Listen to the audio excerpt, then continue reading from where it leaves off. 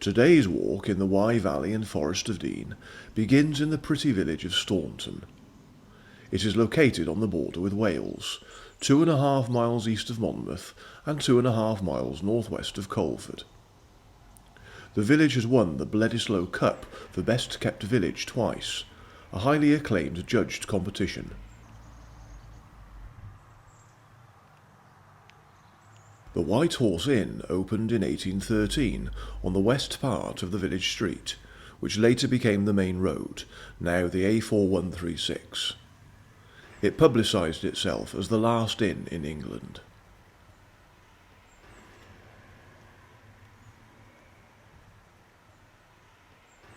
The name Staunton comes from the Old English word stane, as in Stane Street, and ton, meaning stony farmstead or settlement. Stane also refers to 6 other significant and famous stones that lie within the parish, including a rocky outcrop called the Frog or Toad's Mouth at the west end of the village.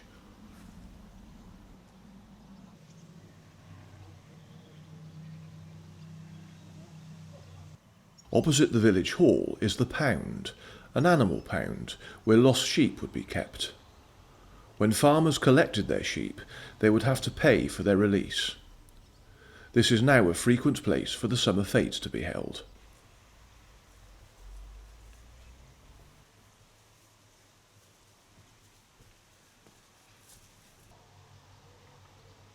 Opposite the church is a large collection of late medieval buildings, which were the granary and mill. Nearby was a windmill in a small field, although this is now gone. Next to this, an almshouse was built.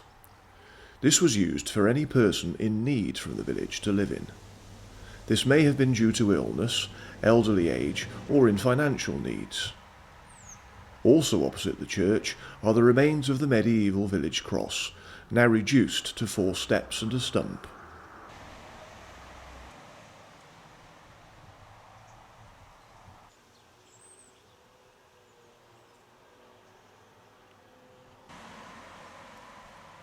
The parish church is of the late Norman period, to which considerable additions have been made over the centuries, and consists of chancel, a nave of 5 bays, south transept, aisle, porch, and a central bell tower containing a clock and 6 bells.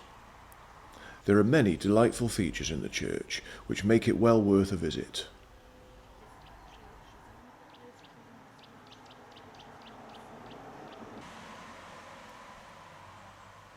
The old post office, no longer standing, was on the main road on the corner of what is now Well Meadow. It relocated to the opposite side of the road and was combined with the village shop, where today there is an architectural antique shop. The post office relocated itself again next to High House, but closed in the early 1990s. Staunton used to have a petrol filling station, where there is now a vehicle repair business. Good morning, and welcome to the lovely village of Staunton. Well, my walk in the Forest of Dean today is a very interesting one, but I'll reveal more as we walk along.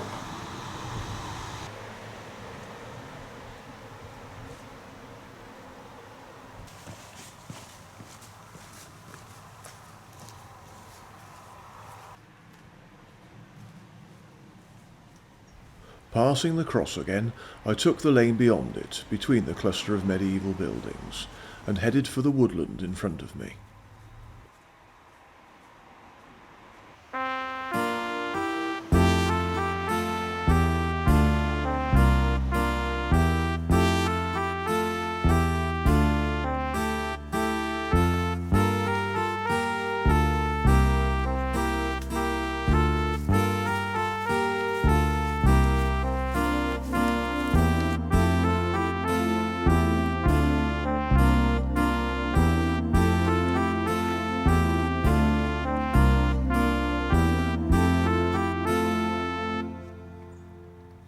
The track narrowed as it entered the open woodland, but at a junction I turned left along a forest road.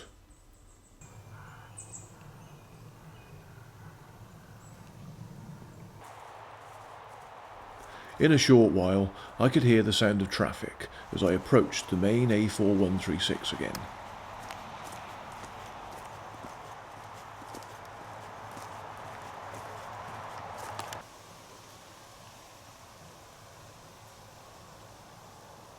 Well, I should be encountering several similar features on this walk today, and this is the first.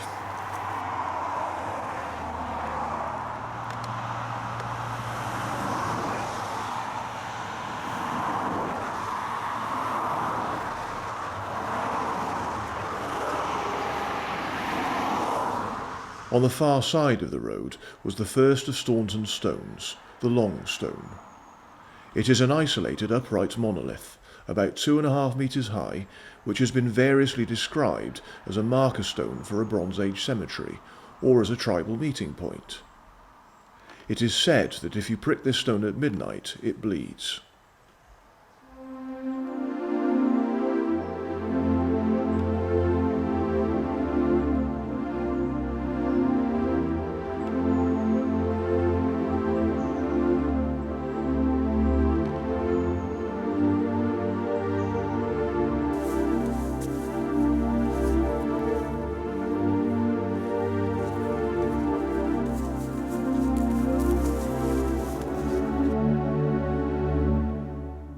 I took the narrow path which led east from the Long Stone. The path cut through the coppiced woodland of Marion's enclosure, which was planted in the 1820s to supply oaks for the British Navy.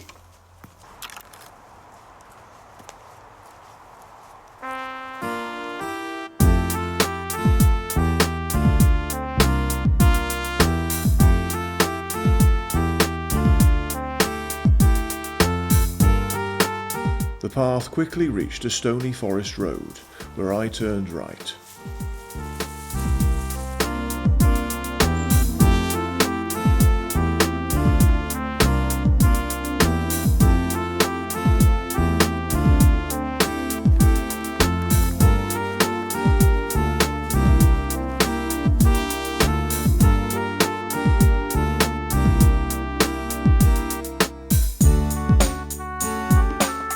I then followed the road round to the left, descending gently alongside the Whippington Brook.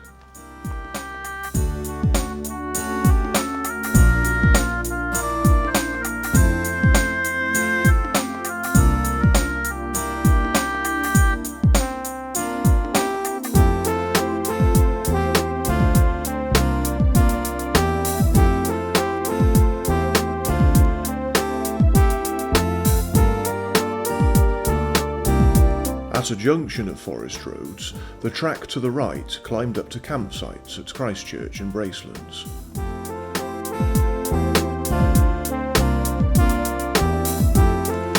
However, my way was straight ahead, following the signpost marked Bracelands to the Y.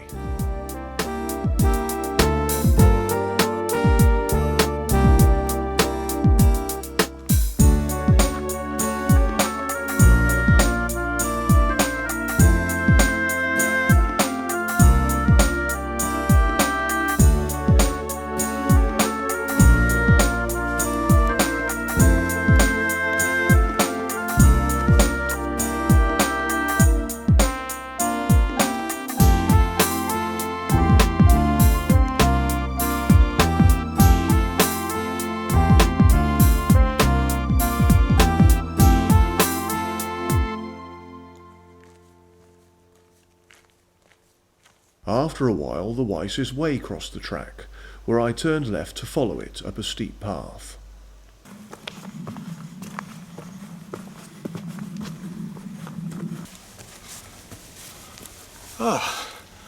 So I've rejoined part of the Wysis Way again. Well, I'm going to follow it for a short distance to my next port of call.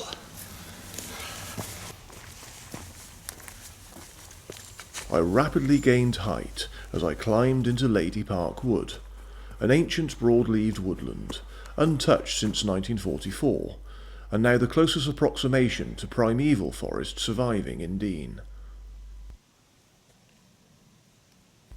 The path finally levelled out onto a ridge where I crossed the boundary into Wales and approached the first of two utter highlights of the walk.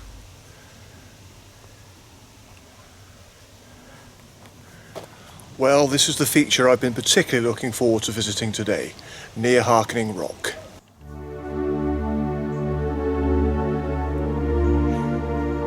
Near Harkening Rock is a large overhanging cliff face of quartz conglomerates and sandstone, with outstanding views northwest to the Skirrid and the Black Mountains.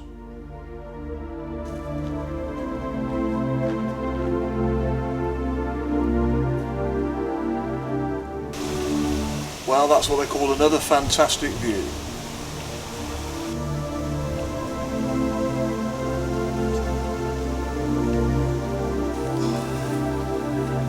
I might just sit here and have my lunch. Perfect spot for it, really.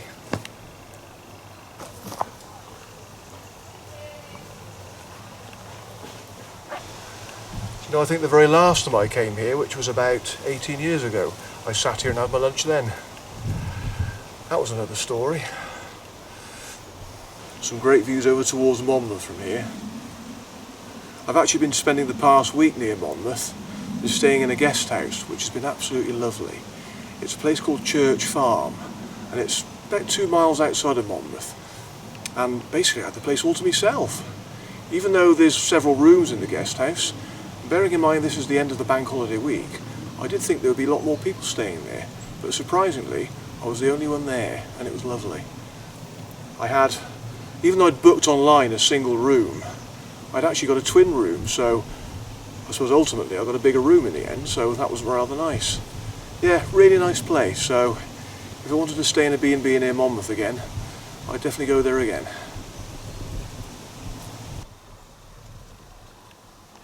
After my lunch, I carried on and took the path dropping down from the top of the rock.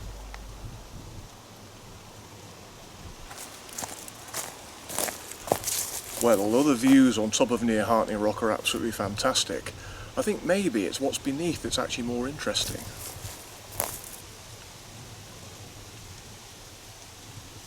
The path descended and doubled back beneath the top of the cliff. I could now see near Harkening Rock at its very best. It was apparently given its name by local gamekeepers, who used it to detect poachers in their woods at night, both as an observation platform and as a listening post. Due to the acoustics in this area, it is allegedly possible to detect even a whisper or the slightest movement while standing with your back to this concave cliff face or on the top of the cliff.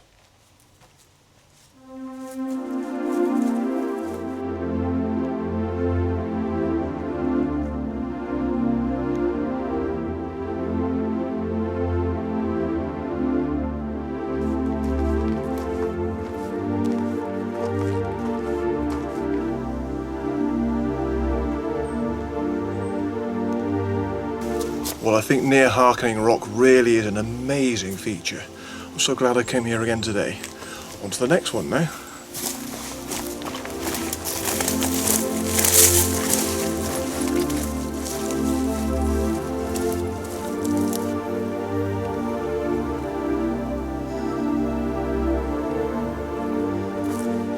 And the next feature, the Buckstone.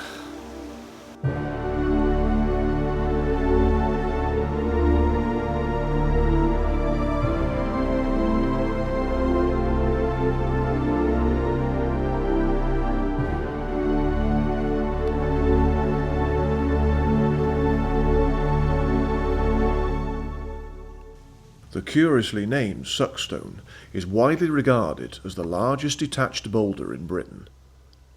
It is a huge block of quartz conglomerate, possibly weighing as much as 14,000 tons, which slipped down the hill from the cliffs above. According to local myth, those that climb the Buckstone are visited by the mischievous and capricious Fairy of the Rock, who will grant certain visitors superhuman powers.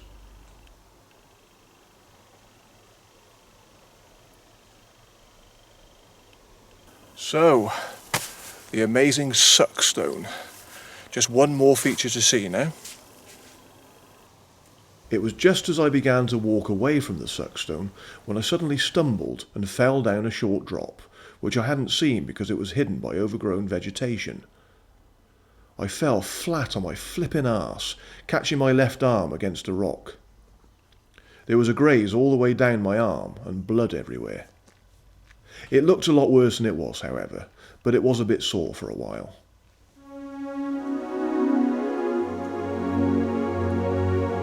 A bridleway ran south below the Buckstone, which I followed through the delightful high meadow woods. Reaching a signposted path on the left, I gradually climbed to the ridge and crossed back into England.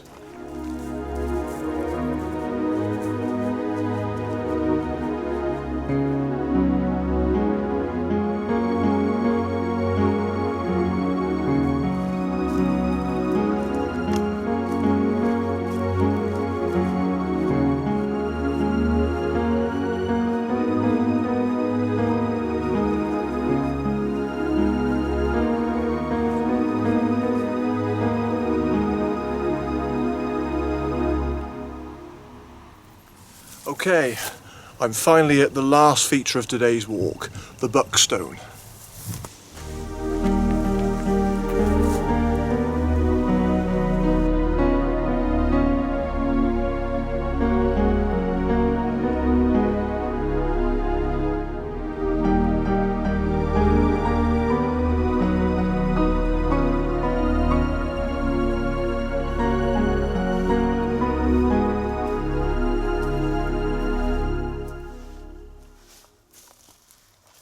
The Buckstone is yet another remarkable rock on the quartz conglomerate's ridge.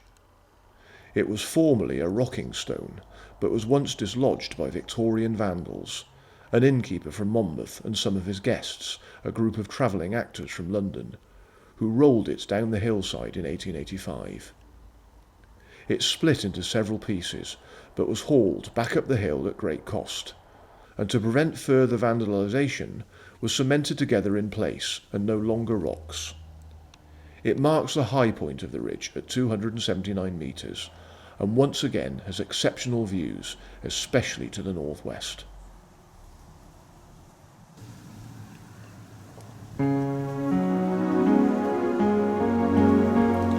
Well, standing beside the Buckstone provides another great view into Monmouthshire. Well, that's it. That's the last of all the features on this walk, so I've just got to walk back into Staunton now.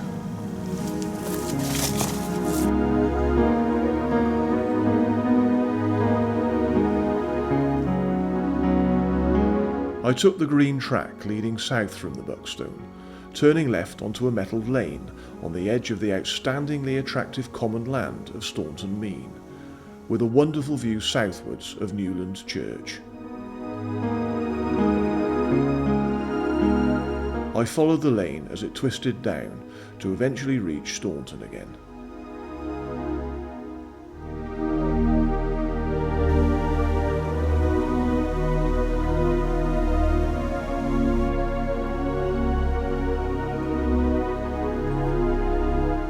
Well, I've come to the end of yet another wonderful walk in the Wye Valley and Forest of Dean. What more can I say? Just a wonderful day.